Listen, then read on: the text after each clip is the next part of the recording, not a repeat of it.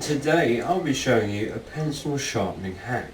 All you need is one drill, a pencil and a sharpener. Let's begin. All you need to do is have a drill, unlock basically the locking mechanism, have a pencil, stick it in,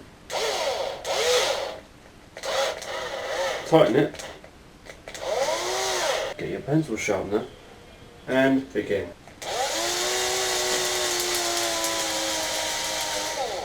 Voila! Well, that is all to it, guys. Nothing more really. Much appreciated, subscribe and peace out. Bye.